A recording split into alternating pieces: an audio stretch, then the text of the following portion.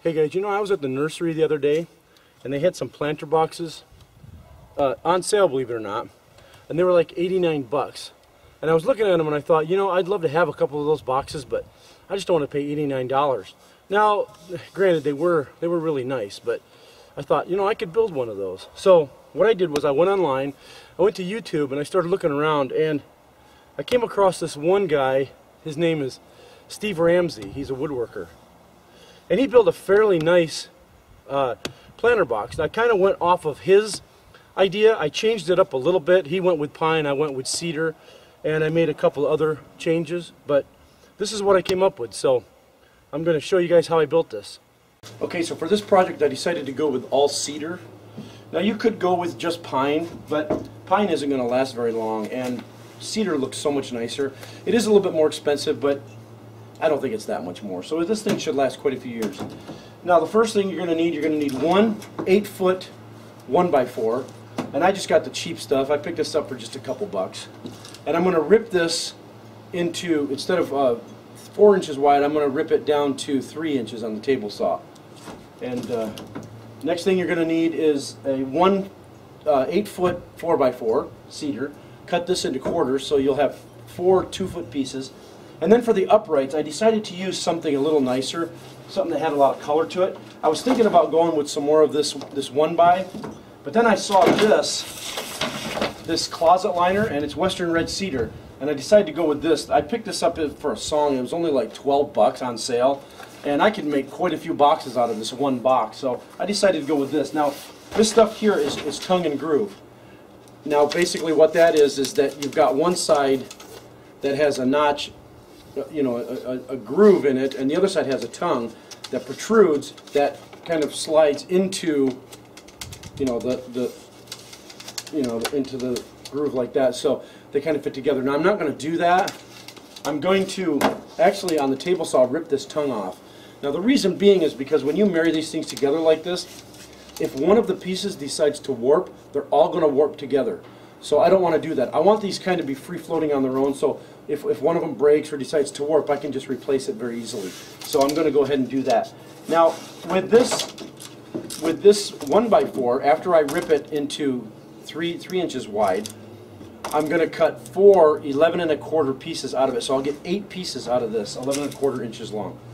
So alright, I'm going to go ahead and rip these and cut them, and then we'll start assembling. Okay, so I cut each one of my uprights at 12½ inches. I was going to cut them a little bit longer, and then as I laid my side pieces out, I would just put 3 along like this, and then 3 upright, and just kind of, you know, tack it to the back.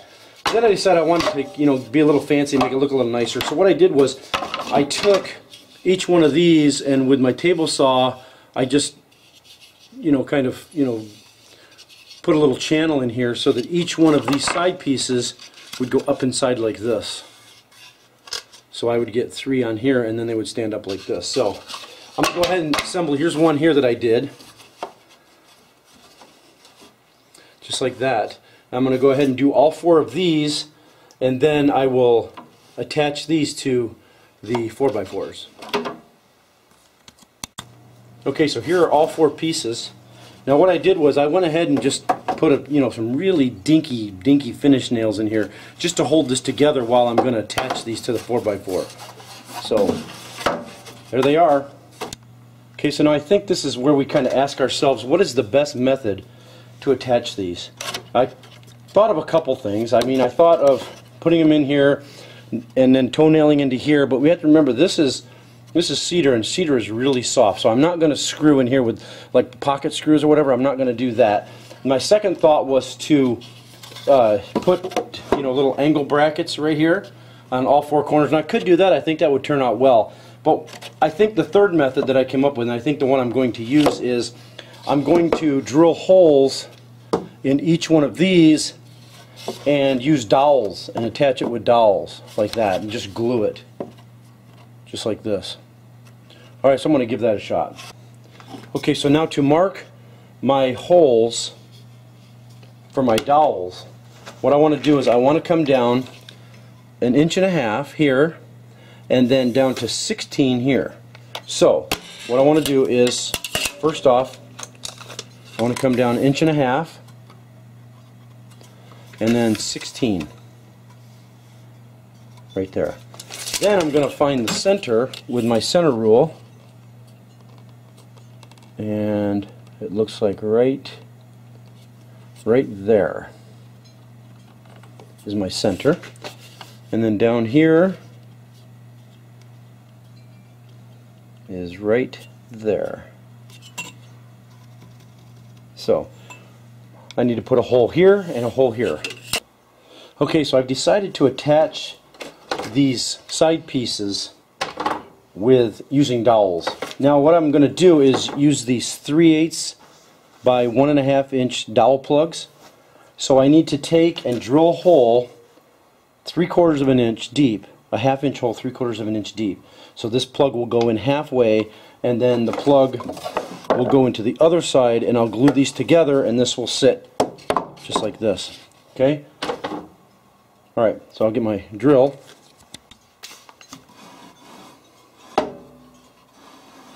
Okay, so now I've got my 3/8 drill bit, and I have a piece of tape up 3/4 of an inch, so I'll know how deep to go into the hole. Okay?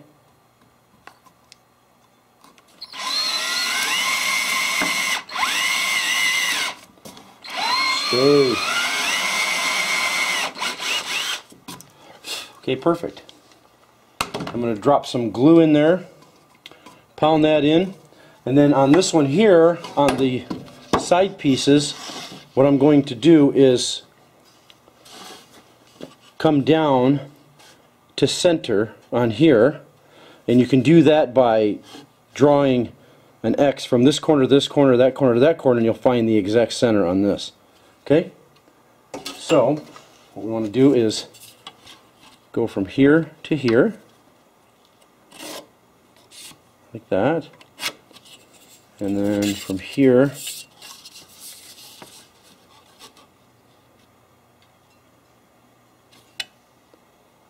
to here, just like that. And right there is my center. I'm going to go ahead and drill a hole here. Now, what you might want to do is take a small drill bit first and go in here. But see, right there, that's going to be my hole. Now, what I want to do is I'm going to get a smaller bit and drill this first, because the thing you have to remember is this is very soft wood, and this wood will just blow right out. So I'm going to go ahead and get a smaller drill bit and drill a pilot hole first. Okay, so I'm going to go ahead and drop some glue in each one of these holes here, and then I'm going to drive these in.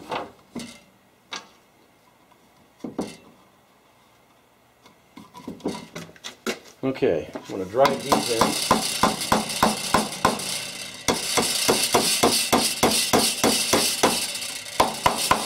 Okay, that looks like about halfway. Now I've got both of my holes drilled in this, and when I do this one here, I'm going to make sure I do a dry fit first. So I'm going to let I'm going to wipe this off, and I'm going to let these plugs dry here for a couple hours. And then when I put this on, I want to make sure that it goes all the way down first and sits nice and snug. Because if I go ahead and glue this and I was off on my depth on either one of these, it's not going to sit all the way down. So I want to make sure, I'd rather that the holes were deeper than they need to be, rather than have this kind of stick up like this and got the glue in there and not be able to get it drilled in. So I'm going to go ahead and, it looks like this is going to fit perfectly. So I'm going to go ahead and let this dry, and then we'll throw this on. Okay, so now I'm going to go ahead and drop a bunch of glue on this. Now I'm not too worried about being messy right here, because I would like to have a little bit of glue around the plug also, so that it attaches right to this. So I'm going to go ahead and put a little glue on this. I don't want to put too much in the holes right here, because when I turn this thing upside down, it'll drip onto the 4x4. Okay, so I dry fitted this to make sure that it fits, and let me pound this in.